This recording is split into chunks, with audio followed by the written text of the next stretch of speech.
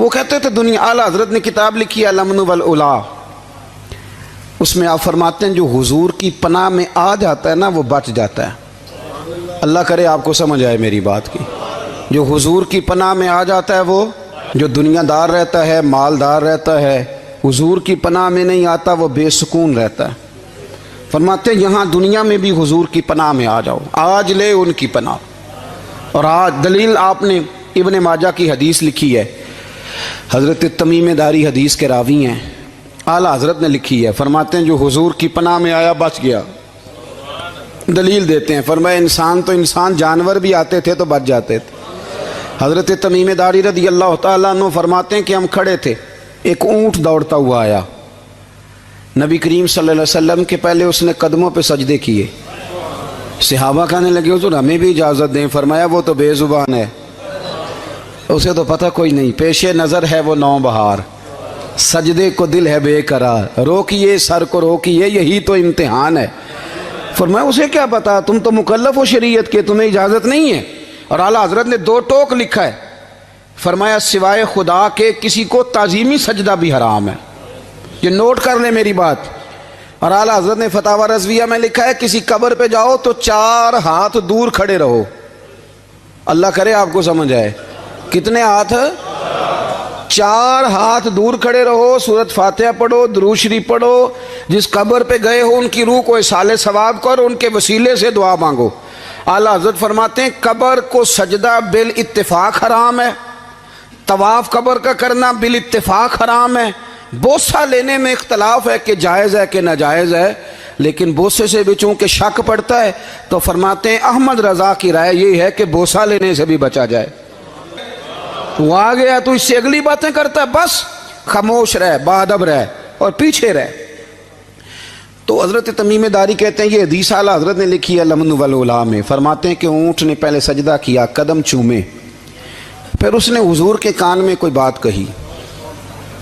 روزے دے دوالے نے غلامہ دیاں ٹولیاں، ایک پہ سن دے کروڑاں دیاں بولیاں، یعنی اونٹ نے بات کی تو حضور نے وہ بھی سن لی۔ اعلیٰ حضرت کہتے ہیں جو پناہ میں آتا ہے بچ جاتا ہے۔ کہتے ہیں رسول کریم نے نا اونٹ کی پشت پہ ہاتھ پھیرا اور اللہ کے محبوب فرمانے لگے فکر نہ کر، اب تو آ گیا ہے نا تو جیسے تو کہے گا ویسے ہی ہو جائے گا، جیسے تو کہے گا ویسے ہی۔ ابن ماجہ میں موجود ہے، پر میں چونکہ فاضل بریلوی رحمۃ اللہ علیہ کی کتاب سے پیش کر رہا ہوں الامن والاولا سے، تو میں اسی انداز میں پیش کر رہا ہوں جس انداز میں وہاں ہے۔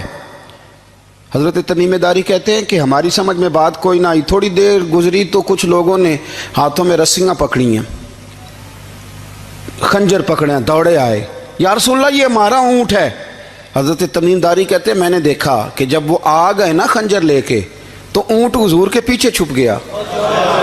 آج لے ان کی پناہ، آج مدد مانگ ان سے، وہ حضور کے پیچھے چھپ گیا۔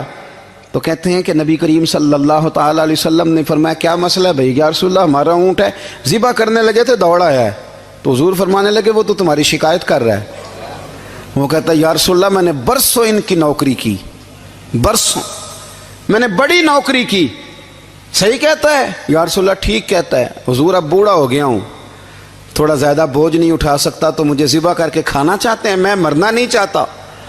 نبی کریم فرمانے لگے اچھے لوگ یہ صلہ دیتے ہیں؟ انہوں نے عرض کی حضور آپ حکم کر دیں، ہم اس کو چھوڑ دیتے ہیں یا رسول اللہ، نہیں ذبح کریں گے، خدمت کریں گے۔ حضور فرمانے لگے نہیں، اب میرے پاس آیا ہے نا، اب میں نے واپس نہیں کرنا، آج ہو گیا ہے، آج لے ان کی پناہ، آج مدد مانگ ان سے، آج ہو گیا یا رسول اللہ پھر رکھ لیں۔ حضور نے فرمایا نہیں بھائی پیسے بتاؤ کتنے؟ یا رسول اللہ نہیں کچھ نہیں۔ نبی کریم علیہ السلام نے فرمایا نہیں بتاؤ کتنے، بتاؤ کتنے؟ انہوں نے کہا حضور ایک دفعہ ریٹ لگایا تھا تو 100 دینار لگا تھا۔ حضور نے فرمایا بلال دے دو 100 دینار، 100 دینار دے دیا۔ اعلیٰ حضرت فرماتے ہیں دیکھو ان کی پناہ میں آنے کی برکتیں کتنی ہیں۔ ان سے کہا تم جاؤ، وہ چلے گئے۔ حضور نے پشت پہ ہاتھ پھیرا، فرمایا جا تو آزاد ہے۔ حضرت تمیم داری کہتے ہیں وہ پہلے گیا پھر پلٹ کے آیا، اس نے نبی پاک کے کان میں کو بات کی، کئی باتیں کی، پر میں ایک بات کرتا ہوں، کئی باتیں کی، ایک بات کی تو حضور رو پڑے۔ اونٹ چلا گیا، ہم نے عرض کی حضور یہ کیا کہہ گیا ہے؟ تو محبوب فرمانے لگے یہ کہہ گیا یا رسول اللہ جس طرح آپ نے مجھے چھری سے بچایا ہے میں دعا کرتا ہوں اللہ آپ کی امت کو جہنم سے محفوظ فرمائے، اللہ جہنم سے بچائے آپ کی امت کو، اس طرح مجھے چھری سے آپ نے محفوظ کیا۔ اعلیٰ حضرت فرماتے ہیں کن چکروں میں پڑے ہوئے ہو، کن چکروں میں؟ پیسوں کی پناہ لیتے ہو، عہدوں کے پیچھے چھپتے ہو، دولت کے پیچھے چھپتے ہو، تعلقات کے پیچھے چھپتے ہو، فرمایا مصیبت آئے گی تو یہ سارے ہٹ جائیں گے۔ اگر پناہ لینی ہے تو مدینے والے محبوب کی پناہ لو، دروازہ رسول پہ آؤ، نبی کریم کی بارگاہ میں جھکو، حضور سے پیار کرو۔ اعلیٰ حضرت فرماتے ہیں محبوب کا ادب کرو، رسول اللہ کی غلامی کرو۔ فرماتے ہیں پھر کہ گلی گلی تباہ، ٹھوکریں سب کی کھائیں کیوں، دل کو جو عقل دے خدا تو تیری گلی سے جائے کیوں۔ اور فرمانے لگے جان ہے عشق مصطفیٰ، روز فزوں کرے خدا، جس کو ہو درد کا مزہ وہ ناز دوا اٹھائے کیوں، جس کو ہو درد کا مزہ وہ ناز دوا اٹھائے کیوں۔ انہوں نے محبوب کریم کی محبت کا پیغام دیا، صحابہ کی محبت کا، بولیے، صحابہ کی محبت کا پوری کتاب لکھی حضرت صدیق اکبر جناب عمر کے فضائل پر۔ اور مزے کی بات یہ ہے کہ اعلیٰ حضرت نے نا اردو شاعروں میں سے کسی کو توفیق نہیں ہوئی حضور کو شہنشاہ کہنے کی، اعلیٰ حضرت نے کہا میرے نبی شہنشاہ ہیں۔ دلیل کیا دی؟ فرمانے لگے پڑھو ترمذی، حضور نے فرمایا میرے دو وزیر زمینوں میں ہیں، دو آسمانوں میں۔ زمین کے دو وزیروں کے نام ابو بکر اور عمر ہیں، آسمان کے دو وزیر ہیں جبریل اور میکائیل۔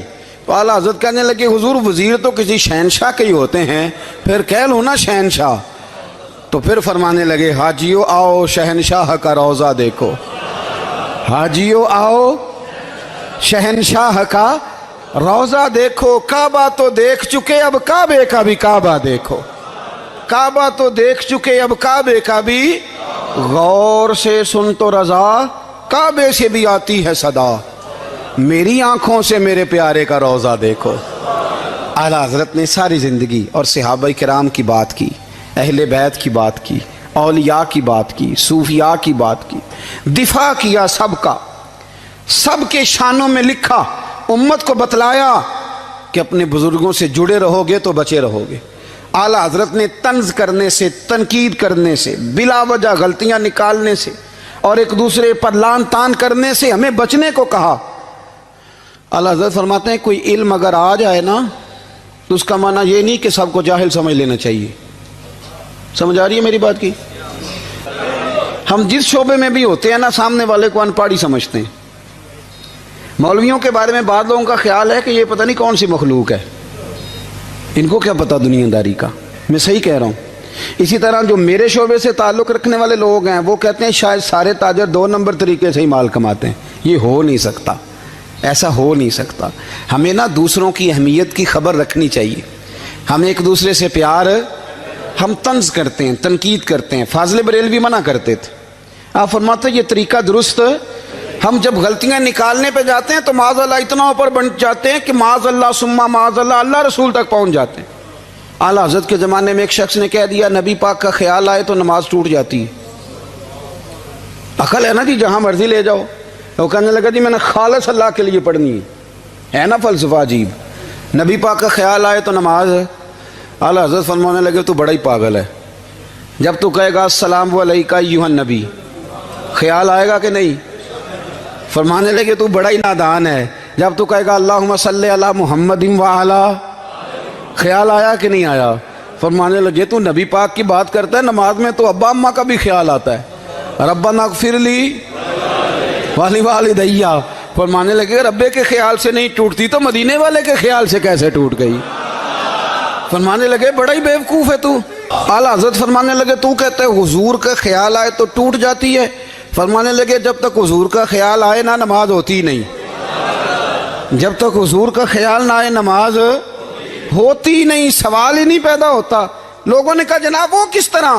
تو اعلیٰ حضرت فرمانے لگے اللہ نے کہا قرآن میں واقعی الصلاۃ نماز پڑھو، یہ نہیں بتایا کتنی پڑھنی ہے، اور یہ بھی نہیں بتایا فجر کی کتنی پڑھنی ہے، یہ بھی نہیں بتایا ظہر کی، یہ بھی نہیں بتایا قیام کیسے کرنا ہے، ہمیں یہ بھی نہیں بتایا رکوع کیسے کرنا ہے۔ ہمیں پتہ کیسے پتہ چلا؟ جب صحابہ نے کہا نا رب کہتا ہے نماز پڑھیں تو کیسے پڑھیں، تو حضور فرمانے لگے سلو کما رأیتمونی اصلی، نماز اس طرح پڑھو کرو جس طرح مجھے پڑھتے ہوئے دیکھتے ہو۔ تو کہا یہ تو کیسی عجیب بات کر رہا ہے کہ نبی کریم صلی اللہ علیہ وسلم کا خیال آئے۔ اور پھر بڑی مزیدار بات، ایک شخص نے اعلیٰ حضرت سے آ کے نا، اس زمانے میں نا ایک آریہ مذہب ہوتا تھا، اب اللہ کا شکر ہے وہ کوئی نہیں، اب ویسے جو بڑے نئے نئے مذہب نکل آئے ہیں، جو آدمی جتنا پڑھ جاتا ہے معاذ اللہ وہ ایک نئی بات ہی شروع کر دیتا ہے، اور جو انوکھی بات کرے اس کے پیچھے رش بھی زیادہ ہو جاتا ہے، سٹائل ذرا ہٹ کے ہو نا جی تو ذرا ماحول جلدی بن جاتا ہے۔ تو وہ آریہ مذہب تھا، تو وہ ایک آریہ آ گیا اعلیٰ حضرت کے پاس، آ کے کہنے لگا کہ فرض کی اہمیت زیادہ ہے کہ سنت کی؟ تو اعلیٰ حضرت فرمانے لگے بھئی اہمیت تو فرض کی زیادہ ہے۔ تو کہنے لگے آپ کا وضو تو پھر سنت سے شروع ہوتا ہے، وضو میں پہلا فرض ہے منہ دھونا، اور آپ سب سے پہلے ہاتھ دھوتے ہیں، یہ بھی سنت، ناک میں پانی ڈالنا یہ بھی، کلی کرنا یہ بھی۔ میری بات کی سمجھ آ رہی ہے؟ اس نے کہا یہ آپ عجیب لوگ ہیں، فرض اگر بڑا ہے تو پہلے فرض ہونا چاہیے تھا۔ سمجھ آ رہی ہے میری بات کی؟ لوگ دین پر بڑے بڑے مختلف اعتراضات کرتے ہیں نا، اس نے کہا جی پہلے ہونا چاہیے تھا فرض، تو منہ دھونا فرض ہے، آپ نے گھٹنوں تک ہاتھ دھوئے، اب یہ جو آپ نے ہاتھ دھوئے یہ بھی سنت، کلی کری تو وہ بھی سنت، ناک میں پانی ڈالا تو وہ بھی سنت، تو آپ تو چوتھے نمبر پہ فرض ادا کر رہے۔ تو اعلیٰ حضرت فرمانے لگے تم اصل میں محبوب کا غلام نہیں نا، ہاں تجھے کیا پتا ہو یہ بات کیا ہے، تو بیٹھ جا ہم سے سن، ہم تجھے بتاتے ہیں۔ اس نے کہا جی کیا مطلب؟ فرمانے لگے یہ محبوب جو ہے نا ہمارے، یہ ہمیں بڑی جگہوں سے بچاتے ہیں، یہ بچا بچا کے فرائض تک لے جاتے ہیں۔ کیا مطلب؟ کہنے لگے حضور نے ہمیں کہا ہے کہ پہلے نا ہاتھ دھو لو، پتہ چل جائے پانی زیادہ گرم تو نہیں، منہ جالی نہ جائے، پہلے نا دیکھ لو۔ فرمایا پھر ناک میں ڈال کے پتہ کرا لو کہ اس میں سے بدبو تو نہیں آتی، سنت بھی ادا ہو گئی، پتہ بھی چل گیا بو تو نہیں آ رہی۔ اور فرمایا پھر منہ میں ڈال کے چکھ لو کہ بد ذائقہ تو نہیں۔